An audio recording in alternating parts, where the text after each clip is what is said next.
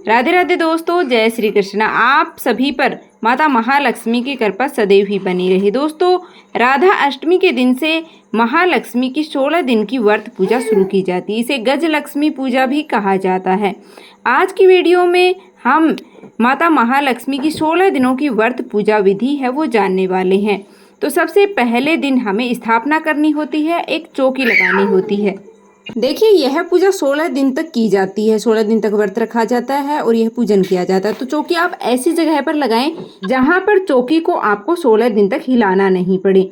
तो सबसे पहले मैंने चौकी पर लाल रंग का वस्त्र बिछा लिया है और अक्षत का आसन दे करके और माता लक्ष्मी की फोटो को यहाँ पर विराजित कर लिया है। भगवान गणेश को भी अक्षत का आसन दे करके और हम विराजित कर लेंगे। आपके पास मूर्तियां हैं माता लक्ष्मी की, भगवान गणेश की, तो आप मूर्तियों को पहले पंचामृत से या फिर कच्चे दूध से स्नान करवा करके और फिर आप यहाँ पर विराजित कर सकते हैं चौकी पर। मेरे पास मूर्तियां नहीं है तो मैं फोटो को ही यहाँ पर भाव रूप में स्नान करा दूंगी। जल के छिटे देकर मैंने भाव रूप में स्नान करा दिया है और अब हम कलश की स्थापना करेंगे। तो कलश की स्थापना के लिए मैंने यहाँ पर चावल की एक ढेरी लगा ली है और इससे हम अष्टदल कमल बना लेंगे। अगर आपको अष्टदल कमल नहीं बनाना आता है तो फिर आप ऐसे ही वो चावल की ढेरी लगा करके उसके ऊपर कलश की स्थापना आप कर सकते हैं। तो तांबे का कलश मैंने यहाँ पर लिया है, शुद्ध जल से भर लिया है और कंठ पर मोली या कलावा आप बांध लीजिएगा। कलश के अंदर डालने के लिए मैंने सिक्का, सुपारी, हल्दी की गांठ, चावल और पुष्प लिया है। आप दुरुआ भी डाल दीजिएगा क्योंकि दुरुआ का भी इस पूजा में बहुत अधिक महत्व है। उसके बाद में 5 मैंने आम के पत्ते लिए हैं, तो आम के पत्तों पर मैंने टीका कर लिया है और उसके बाद में मैं नारियल को है वो खड़ा करके नारियल को स्थापित कर रही हूँ। आप अगर खड़ा करके नारियल को स्थापित कर रहे हैं तो फिर पूजा करने वाले की तरफ है वो नारियल का मुख होना चाहिए। तो इस तरह से हमें कलश की स्थापना करनी है। कलश की स्थापना तो आप सभी को करनी आती ही होगी, उस तरह से ही हमें करना होता है। और अगर लिटाकर कर रहे हैं आप तो कटोरी में अक्षत भर करके आप रख लीजिएगा। कटोरी पर चावल रख करके और फिर उसके ऊपर आप लिटा करके नारियल को रख सकते हैं। फिर मैंने यहाँ पर दीप प्रज्वलित किया है, तो आप शुद्ध देसी घी का दीप प्रज्वलित करें और हाथ जोड़ करके और पूजा का संकल्प करें कि हे माता लक्ष्मी, मैं आज से आपकी पूजा कर रही हूँ।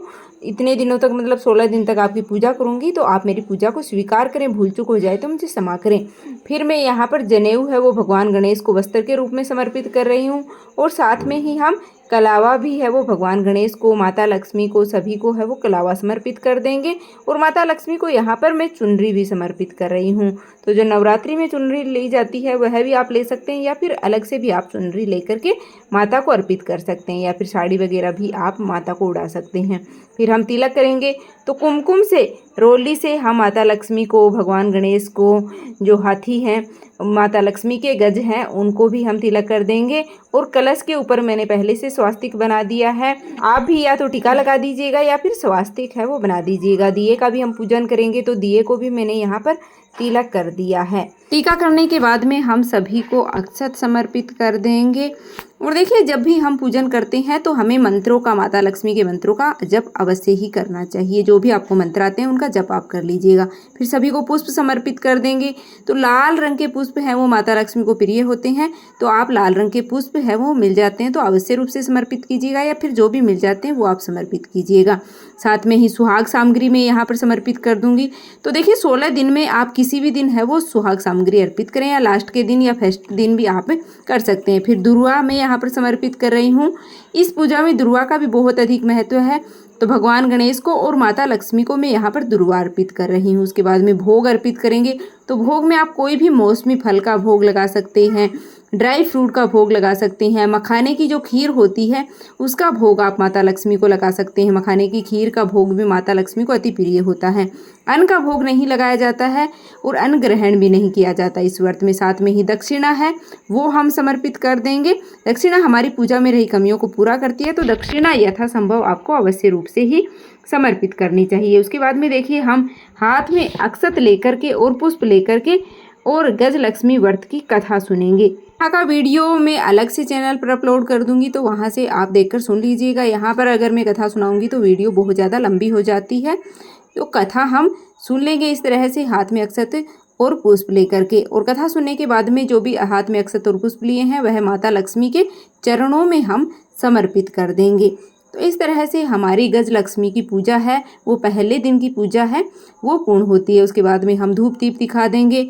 माता लक्ष्मी को सुगंध है वो बहुत ही अधिक प्रिय होती है, तो इस पूजा में आप धूप का अवश्य प्रयोग करें। फिर मैं इत्र है वो माता लक्ष्मी के और भगवान गणेश को सभी को यहाँ पर समर्पित कर रही हूँ, क्योंकि सुगंध है वो माता लक्ष्मी को प्रिय होती है। फिर हम आरती करेंगे तो बहुत ही प्रेम पूर्वक हम माता लक्ष्मी की, भगवान गणेश की, सभी की है वो प्रेम पूर्वक आरती कर लेंगे। अगर आपको आरती आती है तो आरती गा लीजिएगा, नहीं तो आप दिए को इस तरह से 5 या 7 बार क्लॉकवाइज घुमा करके भी आप आरती कर सकते हैं। कपूर से आरती कर सकते हैं। फिर हाथ जोड़ करके पूजा में रही कमियों के लिए क्षमा प्रार्थना करेंगे और हमारी जो भी मनोकामना है उसको पूर्ण करने के लिए भी माता से प्रार्थना करेंगे। जो जल का लोटा है उसको फिर हम सूर्य देवता को अर्घ्य दे देंगे और जो भी भोग प्रसाद यहाँ पर चढ़ाया है वह सभी को हम वितरित कर देंगे।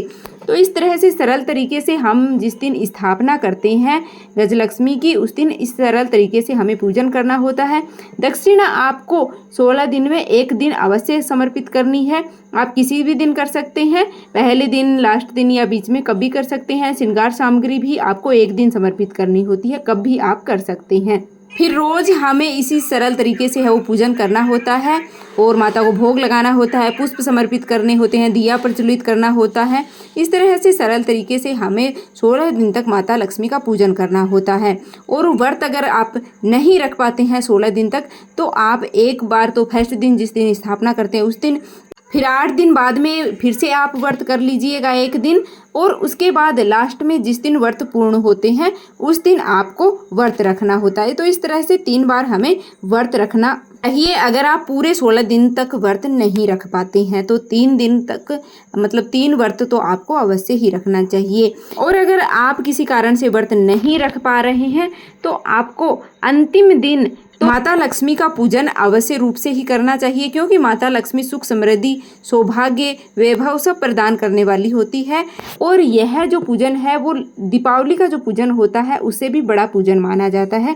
तो एक बार तो यह पूजन आपको अवश्य रूप से करना चाहिए। अगर आप व्रत नहीं भी रख पा रहे हैं तो पूजन आपको अवश्य करना चाहिए। तो उम्मीद करती हूँ कि आपको यह वीडियो, यह जानकारी पसंद आई होगी। अगर वीडियो अच्छी लगी है तो लाइक कर दीजिएगा, चैनल पर नए हो तो सब्सक्राइब करना बिल्कुल भी मत भूलिएगा। गजलक्ष्मी व्रत से संबंधित और भी वीडियो आपको इसी चैनल पर मिल जाएंगी। कमेंट बॉक्स में जय माता लक्ष्मी अवश्य लिख देना।